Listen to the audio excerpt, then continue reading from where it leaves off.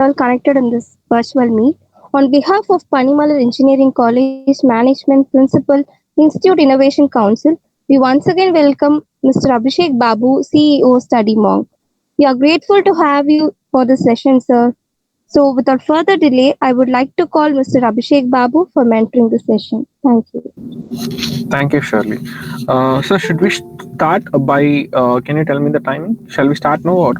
No. You can start, Abhishek. No problem. Okay, great, great. Okay. 1 minute. Just 2 minutes, guys. I'll be back.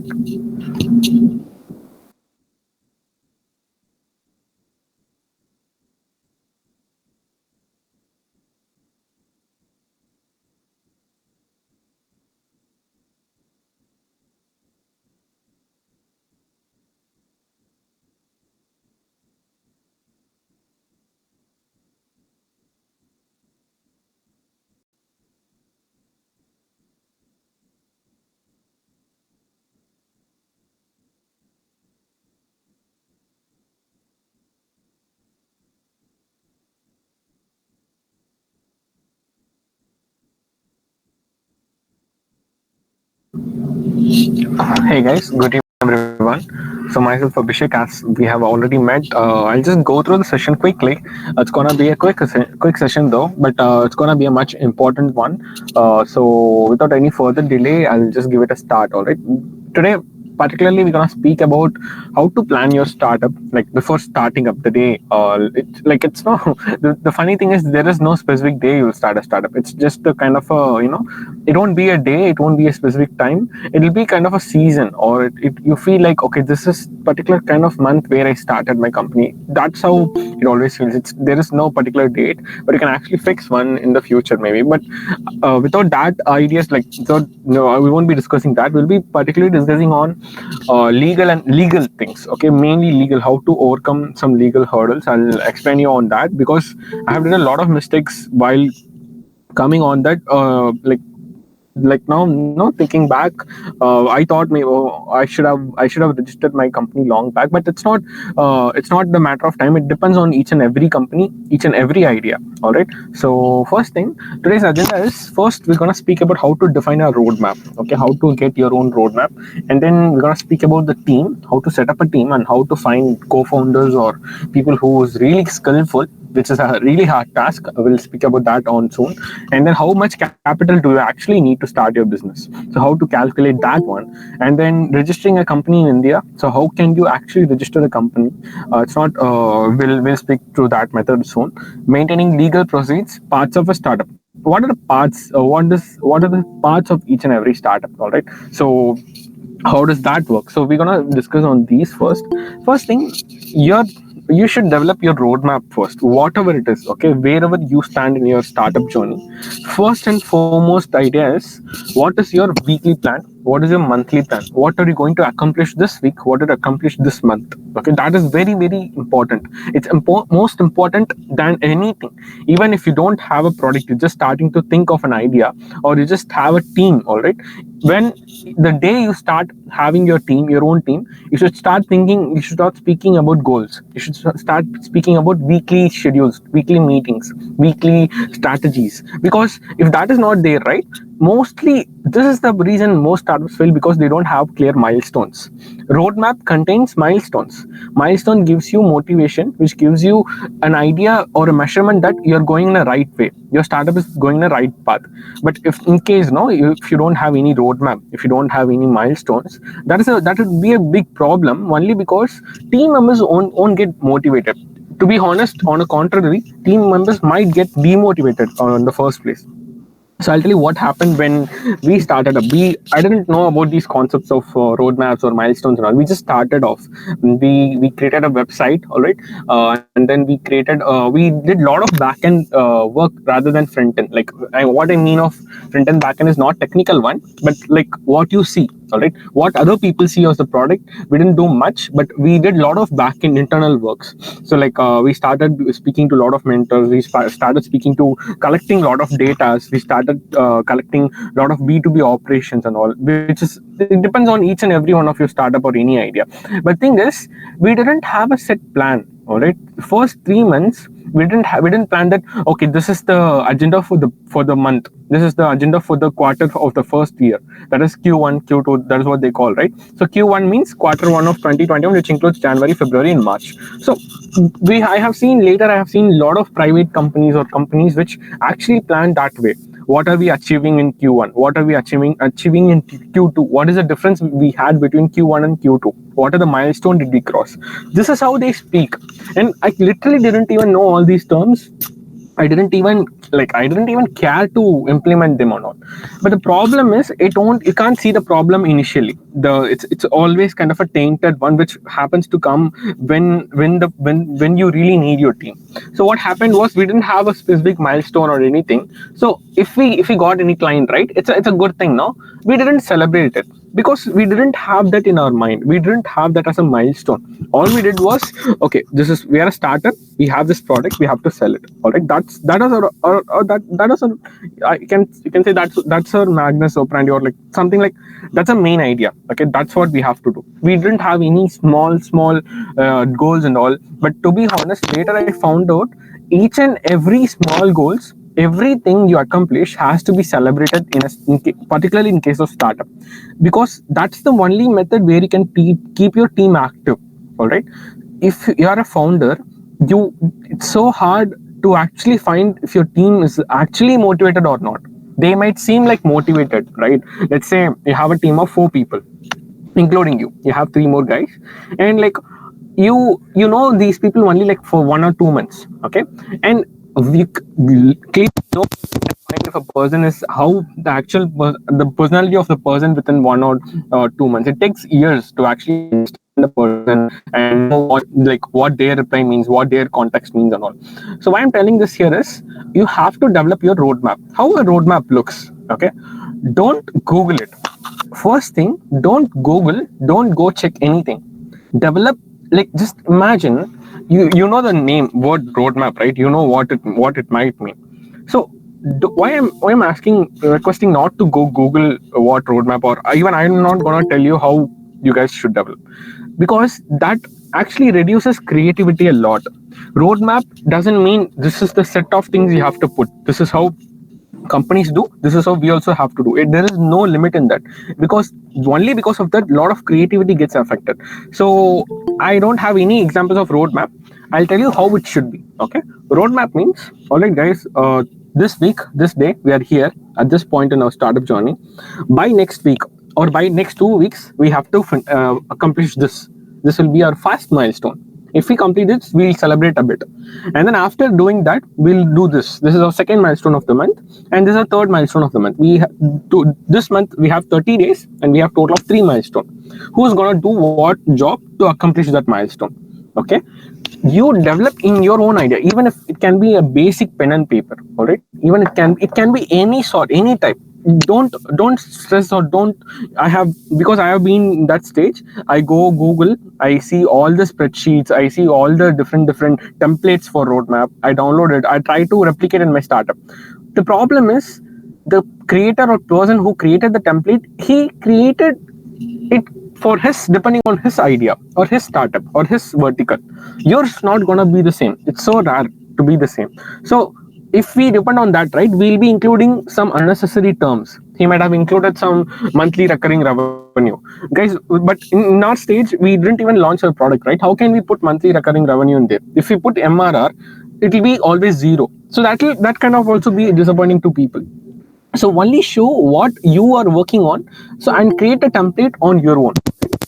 It has to have how many milestones per month and how many people are going to work on that milestones, and what is stopping you to achieve that. And after the month passes, you have to review it. You have to see if we have achieved the milestone or not. Have a team meeting. Ask suggestions on why didn't we achieve the milestone. If you didn't, why didn't we achieve the milestone? If you had achieved it, what to do this month into 2x of better than the previous month. So that's how roadmap helps. First of all, your first step should be, even before registering your company or even before naming it, you have to come up with a roadmap. put a timeline, put a plan, put a 4 week plan, put a 4 month plan, or like 6 month plan, anything you want, but have a goal. End goal. What is the end goal? Like the big goal, the huge one. Like it can be launching the product, it can be raising funds, it can be getting X number of users into your platform, something like that. But every week there should be goals. Every month there should be goals. Okay, so that is one thing. Second one, this is the most controversial topic of all. A lot of people get queries on this. A lot of people ask me how to find a good team, right? So it's so hard. So you can see this Avengers, thumbnail. So there are all the superheroes in one single team. Now that's a good team, right? But how can we have all these team into my company? How can I have the best finance guy? How can I have the best operations people? How can I have the best marketing guy? How can I have the best product guy? And how to align all of them in the same mindset such that no one gets conflicted? How to take this suggestion? See, yeah, guys, it can be overwhelming. Okay, it can be overwhelming. You might think, oh my god, this is so much of a headache. It is a headache, but when you involve, right, when you go with the flow, it feels so exciting, right? Like everyday problem makes you more excited. Damn, this is so challenging, I love this. That's how your mindset will turn. At the beginning it will always be like, oh my god, I regret starting this and all. You'll feel like that, but as you proceed through, you will see different types of challenges every day. Okay, coming back to the question, how to actually find your team, right? Now that's a really I can tell you that's a really hard task, because finding like-minded person is different. Finding someone who can value to your company is different, and you need someone who can both like-minded and have to create some value in your company. Let's say you're in your class, you're in a bench and you have two more guys in your bench. Okay, just imagine before pre-COVID times. So like usually you can't have. I'll recommend telling you this because it'll so hard if you have your own friends as your co-founders. You know why it's hard? Because you might grow as a team, you might grow as together, but in future, if there any conflict arises, and let's say you just plan to not to be friends, it doesn't only affect your relationship, it affects the whole entire company. And if you really want to add your friend as a co-founder, a lot of successful companies do have their friends as co-founders, but there should be one dominating power. Okay, I might be wrong, guys. It can be different, depends on anyone, but I feel if the company is 100%, one guy should hold at least 60 to 70% of the company, and the other one should hold 40 to 30. Why? Because if you guys hold equal shares, let's say there are two founders hold 50% shares. Okay, now two of them are dominative.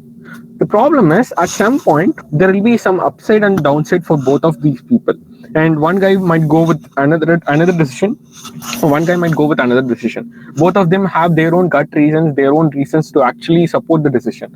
Now this is a problem. The problem is you're wasting time in there, and you will be wasting a lot of time taking a decision. It's be much better to take any decision and face whatever happens after that. So always when you're starting a company, have a founder. It's fine if you're having your friend as a co-founder, but make sure they can add a possible tangible value to the company.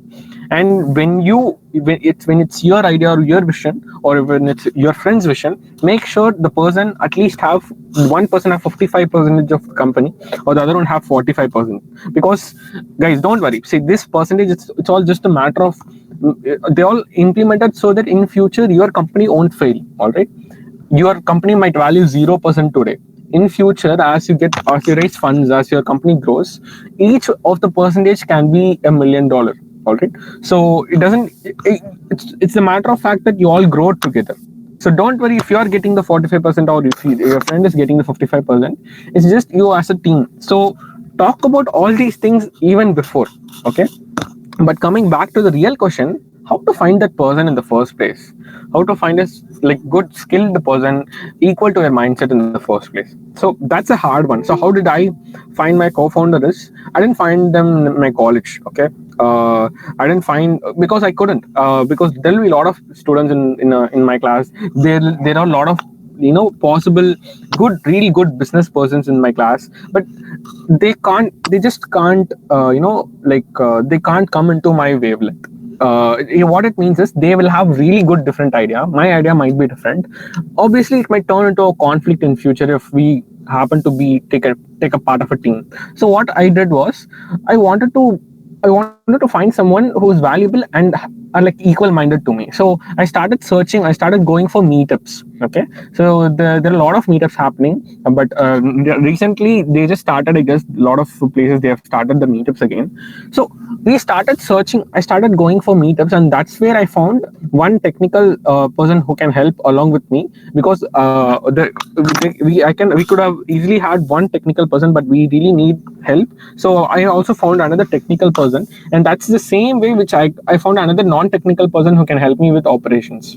So two different places. Not we I didn't find them at same point, and two different timeline. I found this operations person 1 year prior to finding the technical guy. So I had to manage it till I find someone really good. So the thing is, it has to initially you guys need not have the same wavelength and all. You just have to commit to it. All right, commit at least a minimum of 6 to 1 year to the idea or to the vision you're trying to solve, to the product you're trying to build. All right, so that's how you find your A team. And your A team, you just can't find the A team in just one day. All right, it takes a lot of time. Believe me, it takes a lot of time. Your A team will formed only as you progress to your startup. Even after 3 years or even after 6 years, you might find someone who might be a possible co-founder for you. So if you started, your first worry should be how to get the product to the market. All right, see who are the person that can actually help you or have some ideas to add to some crazy ideas to that, so that they can able to take the product to the market. Okay, that should be the principle you should follow to actually find your team. All right, that's how I found, and they were really helpful, and they are still with us. And we are actually loving each other, and we are happily doing whatever we get in our way. And there still there were few conflicts in the journey, but some point we do balance checks and balances on our own, and we just get together and have a certain point and go with that decision. So you should have team like that. Make sure to get a team like that. Go for a lot of meetups, search for online online groups and all. Talk with a lot of people, see what stuff they have been working on, what are the cool things they did, what show them what are the cool things you did. And that's how people get connected. All right, and when you're trying to find some online co-founders, make sure to have some slide or pitch deck when you share with them. Don't just not just a paragraph. All right, that will give them a good impression, and make them feel that you're really serious about this. Second, this question is also an important one. How much capital do you as a student, or as a student entrepreneur, would you need to start a company? This again, almost like every other question, this question, it again depends on your idea. Let's say your idea is it's a hardware based idea. Okay, you're planning to implement an IoT product in all of the country. Okay, in the whole country. So that's how we actually started. We built this handcake. It's a processing kind of a projector solution which has an inbuilt CPU. We built it, and one building, the building cost, it almost needs like 10,000 rupees at least minimum to connect all the hardwares together, to put software in it and all. So see, definitely you can't just start anything for free, right? But there are a few methods. If you're a solely software company, you can leverage online internet a lot. You can use that a lot, and there are a lot of tools which can actually help you to develop a website, a basic website, develop a sales pitch, develop a pitch deck and all. So if you have software, it's fine. But at some point, you might need a team where you might actually incentivize them through money or anything which relating to that. So you might actually need money. So how much capital do you need to start? Now that question, that again depends on each and every one of your idea. But basically, if you ask me to start a startup, okay, you before even need the requirement of the capital, all you need is the willpower and the belief that your product will win in the market. Okay, that is the very utmost necessary you need. And after you believe in your own product, try to do some internships. But that is what that's the main method I followed, and it helped me a lot. It helped me to get to a point where I could get external funding. So do some internships, because on the sideways you might also gain some experience from the company, and that company will also give you some more ideas on how to actually run a startup. Or third thing, try to go for hackathons and try to win some cash prizes. Okay. And fourth thing, that is one method where you can get some capital for the initial operating expenses. And the fourth one is kind of I might have glimpsed you before meeting as well. Find a list of top people, all right, top earning people in your location. Just give them a cold email. Like, don't just type down words. Record yourself a video, show some prototype which you built. It can be hardware, it can be a software, like just some video of it. Tell them this can potentially change lives of people. Tell them that this can potentially has the capability of generating millions of dollars in revenue in future if you built it safe. And ask them if you could be then an angel investor in our company. Okay, now that could actually, there's a very less possibility you can get some angel through that way. But just give it a try. It'll give you some experience. They might reply you, they might tell you this is not clear to me, and make some, you're just developing as you grow. So you might need capital, that's for sure, but you don't need capital to start. All right, you don't need capital to just give it a 10% of what your vision is. So while building the 10%, all you need to do is find some ways to actually balance it, or find some ways to actually make it with just your experiences. So after doing the prototype, that's where you need the real capital to develop it in a whole scale, in a big scale. So first of all, somehow, just like how people, if a ship sink, right, they float and they somehow try to go for the life-saving boat. So you have to come on your own and reach the life-saving boat. That boat is like your angel or your seed funding, and that boat gets you to the actual land or somewhere where you can see the venture capital. Don't get confused more on this. Don't spend more time on this. Just try to something which you can actually make on your own. That is one thing. And next thing is registering a company in India. Yeah, this is a lot of students. I made a very big mistake in this case, like really a huge one, because when we started, let me tell you, we started in the end of 2017. Okay, I mean, that's where we got 5 lakh this funding kind of thing from a startup. All right, so we started in 2017, but we registered our company only in mid of 2019. We registered. There are a lot of types of registration. First thing, don't get overwhelmed by this. Just I'll tell you. I'll try to teach you in a most layman words. First one is private limited company, as you might seen, right? XYZ Private Limited, PVT Ltd. So you would have heard and seen it a lot. Second type of thing is limited liability partnership, and third type is one person company. Okay. So I'll tell you, I just don't want to confuse you. I want to be so careful in this point. You don't need any three of this when you start your idea or when you start your product. One thing you have to register to be an official entity is, it doesn't cost you a single penny. It's called MSME registrations. Okay, just Google MSME registration. This is zero cost, as they say, no fee. It doesn't add any fee. All you have to do is you have to upload your PAN card and you have to upload your idea and the name of the company. Okay, and before registering for MSME, make sure to buy your domain name. Let's say your company name is ABC. Make sure to buy abc.com. Okay, and then create all social medias in abc.com. After doing that, register this abc.com for, like, just click this welcome to this. So it asks for new entrepreneurs and all. Your Aadhaar number, will ask you some Aadhaar details, not PAN. Yeah, just Aadhaar and name of you, and then valid and gen. And end of the day, it will give you a like kind of a document. It will send you an email document. Print it out, laminate it, keep it with you. It's like an unofficial, but kind of within India, it's valid. All right, because you can't go with these three unless you're making cash out of the company. Okay, because it's so hard. If you want to start a private limited company and you want to maintain it, handle it, at least you might have to spend monthly of 20,000 to 40,000 rupees for that fees itself.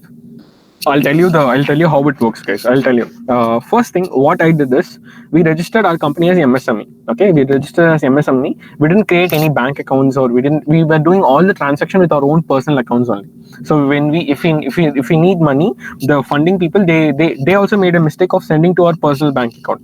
They should have told us to create a current account. Current account means it's an official company kind of account in bank. Okay, it's not your personal account, so that when you because since we added in our own personal account, all our personal expenses got mixed with with the money which we bought to develop our idea or develop a startup. Now that's a problem, right? And another problem is you can't show this to in future document, or you can't show this as a proof to get loan for your company. Okay, so that's why it is necessary to create a current account. Okay, they call it current bank account. Just it won't come under your name, it will come under your company's name, and whatever transaction happens in that, it will be added to a balance sheet. Okay, if I'm confusing too much, balance sheet means just a ledger. Okay, it's like, okay, we got this much profit today, we paid this guy this much, we paid this guy this much, we lost this much today. So that is what a ledger is. It's like a accounting thing. Okay, so what we did was we registered as MSME in 2018, and then we started a current account only in 2019. Okay, and since we started late in 2019, then only we registered as one of private limited company. Why private limited company? So I'll tell you difference between these three. So 1% company, it's good, but the problem is this 1% company is mostly goes into category of this sole business, like shop, tea stalls, and restaurants, those kind of things. You can't raise funding through this. Okay, you can't raise good capital. Let's say you have read, right? Zomato raised 3 million funding. Uber raised, or like Unacademy raised this much in funding. That can't happen in 1% company. It can also not happen in limited liability partnership. Why? Because these two mostly go for a medium and small sized businesses. So much small, like you can look at this service oriented businesses that have low investment needs. Okay, service oriented means you're just telling, dude, I can create a website for you. You're not putting some money before creating a website, right? You're not investing anything. You're just telling that guy, and you're getting an advance of 10,000. Okay, and with the 10,000 you are creating a website, and then you're selling it to him. He sends you another 10,000. So sorry, that's what it's called, service based company. Most product-based ideas, something which needs a huge investment before it entering into the market, it goes under private limited company. And this is the only thing which any venture capitalist can easily help you with. It's very easy to be a private limited company and raise capital. All right. And the problem is, any of these three companies needs an auditor. Okay, we are all engineering students, right? We don't have auditors with us. So what do we do is, this is a norm. All right, don't worry, you need not go study auditing or chartered accountant.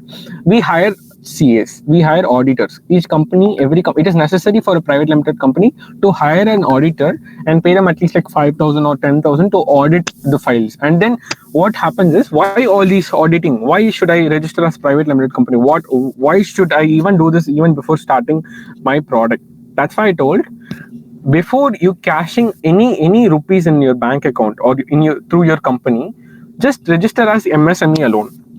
Okay, it gives you an official entity, and it saves you from any future legal problems. Okay, and the day you start cashing out money, or the day you start earning, make sure to register one of these. Okay, but let's say you get an investment of 1 lakh rupees, and you're not earning any revenue from the company. Even if you got investment, make sure to convert into a private limited or any of these companies, because the transactions you're doing in your company account, right? When you ask for a loan, they will see those transactions only, not your personal transactions. Okay, so that's why I don't want to confuse you guys. If you're not making any revenue through your idea, just register with MSME. It's a free one. You'll be generated a code number. Okay, just use that code number wherever you want. Okay, that will be an official entity that you're a company. You're an MSME type of company. Okay, now that you can it's choice. It's optional if you want to create a current account or not. But when you're going with private limited, any one of these, but I'll recommend you to go with private limited company. When you're going with any one of these, it is very necessary for you to have an auditor. It is very necessary for you to have a current bank account. All right. Why all these things is because when you go raise capital, right, you will show that balance sheet only to these people. Okay. And I like to recommend that please do register, but only after you are completely confident on your idea and you're completely like, okay, yeah, we're really gonna do it. We're completely committed. Because if you register a private limited company and you want to remove it, they will fine you somewhere around 40,000 rupees. Okay, that's fine. If you register a private limited and you want to remove it. So there are a lot of legal things. I don't want to really don't worry. Don't even worry on these things, guys, because the main thing, ultimate thing you need to worry about is how to take the product, develop it, attract customers, get it into the market.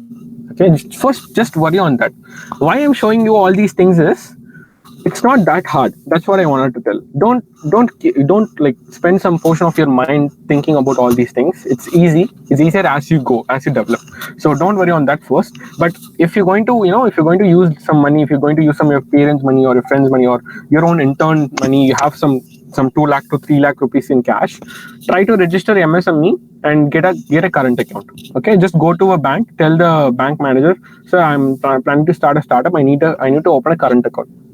With just your name, Aadhaar, and this MSME thing, they can easily open a current account to you. All right, and then here comes another important part, GST. Okay, GST number. So every company has a GST number. All right, so GST is for tax. Okay, so if let's say your company has earned 10,000 rupees this month, you're a software company. Okay, you have earned 10,000 rupees from multiple people.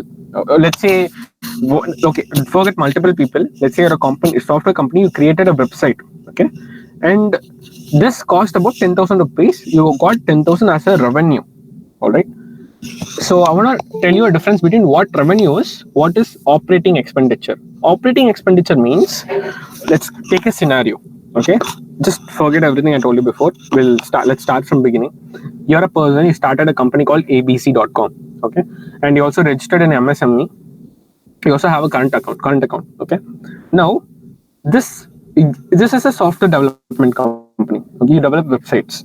So you have just got your first client. They are ready to pay 10,000 rupees to you, and that 10,000 rupees, when it comes to your account, it's called revenue. All right, and let's say you have two of your co-workers who needs 2,000 rupees per month as an incentive. Okay, now 2,000 for one guy, 2,000 for other guy. Who they are the two people who's actually developing the website. Okay, now 2,000 into 2, which is 4,000 for these operation. Negate that with the 10,000 actual revenue. Okay, now that 4,000 is called OPEX. They call OPEX, which is operating expenditure. All right. So they also call it as working capital or operation expenditure, and the remaining 6,000. No, so this 6,000. So you might actually spend some 1,000 rupees for the. Let's say you have some you want to buy something for your office, or you want to add something, or you're spending 1,000 rupees for something. Okay, it can be an anonymous expenditure. The remaining 5,000 is your profit. All right. The problem here is GST. They tax at 10,000 itself. Not in the 5,000, not in your profit. They tax on the return you're getting from the client. The client paid 10,000 for software services company. The GST is about 18%. So you have two options. You can actually quote your price as 10,000, or you can quote your price as 11,800. So it doesn't affect your profits or not. It's up to you. It's up to you. Have to convince your client at the rate of 11,800. But you have to always, when you tell pricing for any people, you have to including of taxes or not. All right. And all this headache only happens when you get a GST number. And when you convert your company into a private limited company, you definitely need a GST number. But our government has leeway till we have a revenue of 45 lakh per year. All right. You need not pay GST. Okay, till you get a revenue of 45 lakh, less than 45 lakh, till 45 lakh mark, you need not pay GST. When the mark reaches above 45 lakh, let's say you have just like this 10,000 rupees client, you got about like 50 clients every month, and you got around like 50 lakh in total revenue for the past 2 years, and that's where your company current account crossed 45 lakh mark, and that's from that point you have to start filing taxes. else that there comes the income tax problems and all. That's a usual for companies, but you'll understand as you grow. Don't get overwhelmed. It's just everyone is going through this, guys. Everyone who's starting a company will go through this. You will also go through this, so don't get overwhelmed. Because when we started, right, all these things got so much. I got so much stressed, and I just hated all those legal parts, because I just wanted to create something and send it to give it to people, right? Why should I worry on all these things? But things are different when you're doing it with people. Everyone has to validate it. It's government, it's civilization, it's democracy, right? So India, like, we are living in here, we have to pay taxes. That is very important thing. And in case if you are an MSME company, if you're registered as MSME company, you need not also, again, the same levies, you need not pay taxes till you earn a percentage of 45 lakh point. All right, it might change in future or it might reduce, but currently that's the point which I have heard 2 weeks back. All right, so that is one thing which I wanted to share. And yeah, as you see in this picture, one person company, limited liability, these two has a lot of problems. Okay, and when you start a private limited company, another very important thing is you have to have at least 2 directors. Okay, 2 directors in your company. So I don't want to go deep into this because it might really get overwhelming, and you would just feel, oh, I really don't want to start up. I just don't want to be that guy who gives you that kind of vibe. The thing is, it's not hard at all, guys. You will go through this one by one. Okay, and with your team only, everyone is on the same boat. So every company goes through this path again. So don't worry on that. And when you're registering as private limited company, you need at least 2 directors. If you are only one director, one sole guy, you have to go with 1% company. Again, this is so difficult for raising capital. All right. So, but if you have a big team, you're trying to have, like, solve some big issue in the technology, or you're solving a big impact in the world. You're not just a restaurant. You're not just a potikada like that. So that way you have to go with private limited company. The next things I want to explain about some parts of startup. Okay, what are the parts do a startup contains? What these parts which I'm about to tell you are the very major one or the very important ones. All right. First thing, business and funding. So this is a very important thing, because you have to understand that there's a difference between what's startup and business. They're not both same. Yeah, both might actually earn revenue, but both are not same. Okay, businesses, let's say you're buying shoes. Okay, you're exporting shoes to India from an XYZ company at 100 rupees per unit, and you're selling the same shoes to different people. You're a distribution channel to different people at different places at 120 rupees per unit. Okay, now that 20 is your profit. Okay, or like it can be 10 or anything, but I'm just telling, now that is a business. It doesn't have any innovation, but it doesn't need to be. There will be few innovations in there, but it doesn't solve a big major problem, or it doesn't give a bigger impact. It just doesn't feel cool. That's what I wanted to. Yeah, like, basically you can say that businesses, it's a traditional one. It can be a tea shop, it can be a mall, or it can be something which is just usual. Startups are something which is unusual and cool. At the same time, it's solving a bigger impact. It gives a bigger impact. Now that is a startup. So there is a huge difference between these two. You have to understand that. And next thing, finance and legal. Yeah, as I told you before, all the time which I've been sharing with you, the legal parts, that is very important when you're actually start making money in your company. Let's say your products really, people love your product, and they're started buying it. Okay, and that's where you have to enter into legal, because that can both, like, make and break you. Make you in the sense, it can help you when your company losing money, right? Let's say 5 people put some X amount of rupees in your bank, in your company, and you registered it. If any problem happens to the company, only the company's bank account will affect it, not your personal account. Okay, so that's why a lot of people actually really registering the company. So let's say tomorrow our company, we did something and it was not legal, and we were charged a fine. If we are not a registered company, we will have to give that money from our own personal account, or we have to buy some debt from different people and we have to give that. But if you are a registered company, you will give that money only from your company's bank account, your current account. Okay. And you definitely, as an engineering student, if you love finance, if you have been a let's say there are a lot of chartered accountants, they are just who's it's not hard to learn finance, guys. Just 3 to 4 books is enough. That's all it took for me to understand the basic finance. We still don't have any chief financial officer and all. I handle all the finances part, and I handle P&L statements and all, which we that is what we used to actually file GST. Because Study Monk, we had only one product. Now we have multiple product. We run one service based company and two product based company. Study Monk is one of those, and also running a major client with a good client base with international as well. Like we have one client from Texas and one client from US. So why I'm telling these is, only when these started happen, till that I never cared about legal and finance and all. Only when these started happen, because the other party also expects the same from you. They are also expecting a good invoice from you. You just can't tell a client, we charge 10,000 rupees in call. You have to send them an estimate, and that estimate has to have a GST number, right? So that's why things get serious when it goes legal. But again, we are on the same boat. Everyone has to go through the part. Next thing is marketing and advertising. So there are a lot of things you have to handle. From first, these are the parts of the startup. Don't get confused. These are like major divisions in a startup, separate divisions which you have as a founder in the initial stage. You have to handle it. You need not concentrate on everything. You just concentrate on which will get you to the market soon. Okay. And this thing, marketing and advertising, it will be a major good thing for you to get into the market quickly, right? So yeah, there are a lot of difference between sales and marketing. Marketing, it's like putting a poster at everywhere, and everyone sees that product. That's it. That's marketing.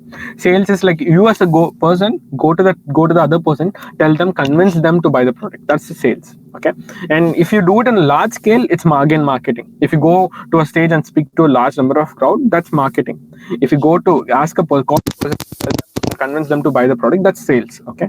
And next thing, yeah, again, marketing and advertising is different. Advertising, you can run campaigns, a lot of things, SEOs and SEMs and lots of things. Don't it could be overwhelming, guys. It is overwhelming, but you have to start.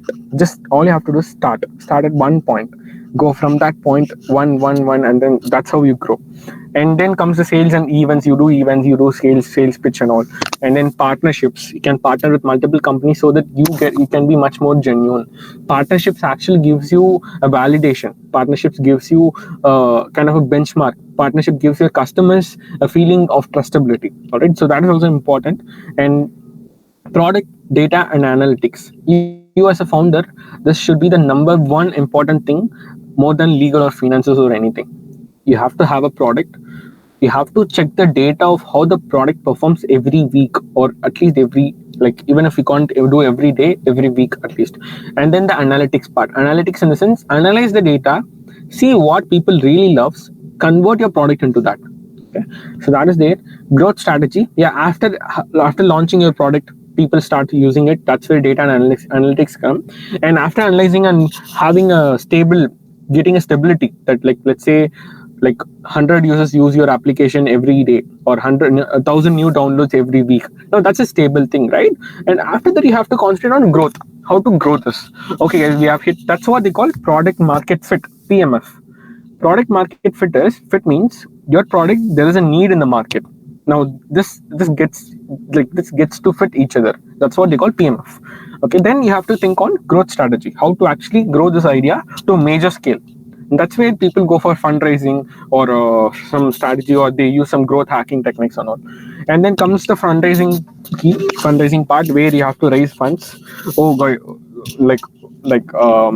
oh boy, there's a lot of things that'll come along with fundraising, because raising funds is not really easy, guys. When a guy gives you some money, let's say 10 rupees, even 10 rupees, he's expecting at least a return of 2 times of what he's giving. He won't expect the same 10 rupees from you next month. Like, I mean, that's the most worst. Like, just imagine giving him back 5 rupees or 1 rupee in return. That's worst of all, right? So when you're raising funds, it's other people's money, so you have to be so careful that you're really confident about what you're doing, and you know all the parts, because even if you miss any point or anything, it might be a problem for a lot of people. So when you're raising 1 million or 2 million from any companies, let's just say you're raising 10 lakhs from someone, okay? They'll be expecting at least 2 times of return in 1 year or something like that. You can openly tell them that. Like, you can just write an agreement with both of you, okay? And if you're writing, again comes this point, right? If you're writing an agreement and all, make sure to you're a private limited company or like some registered company, you have a current account. Because if you write an agreement and at the end of the day you can't promise what you did, the person can only take what's the balance sheet of your company, not your personal or your parents' money. So that's important. So that is there for fundraising. 1 minute.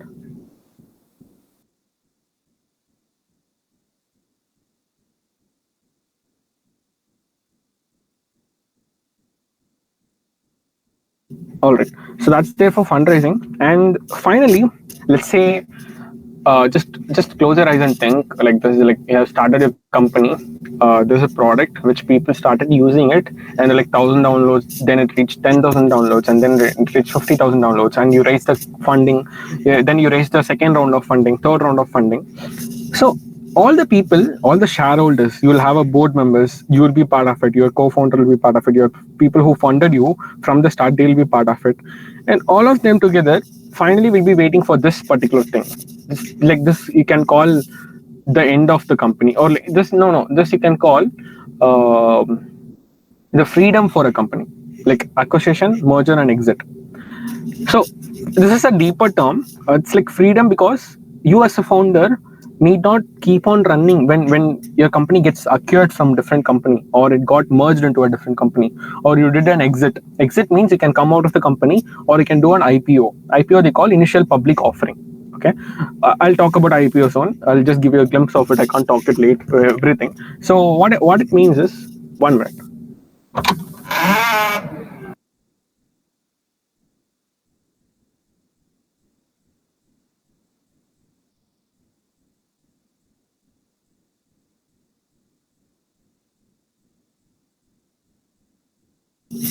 Sorry guys. So yeah, back to the point. Acquisition, merger, and exit, it's like let's say you're starting to run a 100-meter race. This is the point where you reach the 98-meter or 99th meter. Like, that's the end of the race. It's not the end of the life, it's just the end of the race. You can run multiple races, and you can just fall back or just quit the race. That's what most failed startups does. They just start like 10 meters and then they quit. Then they start different companies, and then finally they, like, obviously if they're committed, they'll reach this point. But this is the stage where startups or companies or organizations, it's like end of the race. Okay, it's like getting freedom. So what happens is, your company might get acquired to a different company. Okay, so recently, Slack got acquired Salesforce. Slack got acquired by Salesforce. You would have read it, right? Like, see, Salesforce, that's a different company. They acquired Slack for 27.7 billion. Okay, so this acquisition, what it happens is, this 27.7 billion, let's say you have 40% of your company, or like 10% of your company. Okay, now this 27.7 billion is the whole valuation of the company which you sold to the Salesforce. You will be getting the 2.7 billion, which is the 10% of the entire company. Okay, 2.7 billion. You started with nothing, and after like 10 years or 12 years, that's $1 billion is a huge thing, guys. Believe me. So you got like that's still a good game, right? Like, that's how your company got. People used to exit from companies, or they actually exit through IPOs. IPO is like initial public offering. They say initial public offering. So if I put Reliance shares, okay, so you can see Reliance is a public company. Public company means people can buy the shares from the company. public people can buy the shares of the company. So that's what public company means. And when your company turns public, okay, when your company gets to the point where public people can actually buy your shares, now that's again a good freedom. Because if you can see here, you can see this. See, it started from 470 rupees. Okay, Reliance started each share with 470 rupees. Now the share price is around 2000. Okay, it's like 4x return. Usually founders will have about million shares or something like 500,000 shares, 100,000 shares, those kind of ranges. So just imagine, multiply that. Initially you had like 470 and people started buying all these your shares and all, and now it's about 2000 rupees. So that's another type of exit. All right, so yeah guys, the main idea of this meetup, this webinar, is to give you a basic understanding of how legal things work. And one thing I really want to convey is, don't get stressed or don't get nervous about all these things, because things will always be there. You'll always find something always nudging you. End of the day, there'll be always some things. So these are like just another thing which you can come across. This will be challenging. This will be, to be honest, more than challenging, it'll be exciting. Just imagine you're signing a term sheet with a venture capitalist firm who's trying to fund you $1 million for 1 year, or like for like 20%, 10% of your company. How cool that would be, right? Like, see, that's another thing. I'll tell you why it's so cool. Let's say you have 20% of your company, okay? Let's just say, or 50% of your company, okay? And there's a guy, okay, the math won't add up. I'll just come back. Let's say you're two co-founders. You have 60%, the other co-founder has 40%. Let's say there is a new guy who wants 10% of the company for $1 million. All right. If 10% is $1 million, then 100% will be like $10 million. If you add the math, so they call it dilution. When some 10%, a new guy puts in 10% or like 1 million, or takes 10% from your company, your share value will get reduced, or I mean your percentage value will get reduced. Okay, so now you will have, so there is only 90%. You both co-founders have to divide by the 90% with 60/40 terms. It can be a bit confusing, but you will learn it. But the thing is, the coolest part is, this guy who put 1 million for 10% of the company, now you, as a guy who had 60% shares, now your company's value is 10 million and you alone worth $6 million.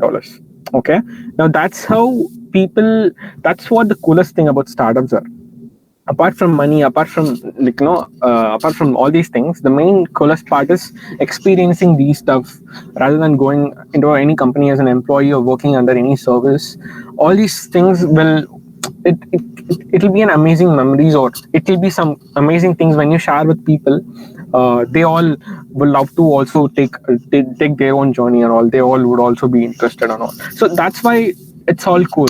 But end of the day, when you're really trying to solve some problem, nothing matters. All right, just whatever your product may be, whatever it can be, just try to get it to the market somehow. Because people, when you solve their pain, or when you're a painkiller for them, they feel so blessed. All right, just imagine you without Google when in times of exams, or due to COVID, the quiz things and all, right? Just imagine that. Or like, just imagine you without your smartphones. Just don't even go this big. Just imagine some guy who's so thirsty of water and he can't get the water, right? So that's why I've been telling it'll be overwhelming, but it'll be exciting, because you won't learn all these things in a single night. It takes a good number of years to learn all these things. So yeah guys, I hope all of you would at least have some product ideas which you want to develop. Don't worry if you're in third year, final year and all. Just try to put a roadmap of 3 months. All right, however, whatever happens, you want to develop this thing into within 3 months. Okay, like whatever things may happen, you commit yourself to put it to the market in 3 months with some team. So if you start, things will change, things will happen, and you obviously get yourself into that road. So good luck to everyone who's trying to give a start, and you can always reach me out in this email ID, cs@studymonk.in. If you have any queries, any doubts, any suggestions on your decisions, or any help with the fund or developing pitch decks for your idea, if I'm free, or I'll also help. My team is always ready to help any one of you. So good luck, guys. Thank you for having me here. Thank you, sir. Thank you for Panimala College. Thank you. Thank you so much, Thank you, sir. Abhishek. Thank you, guys. All the best. Bye. Take care. Guys, a small request, and I've posted a feedback form in the chat box. Do check it out.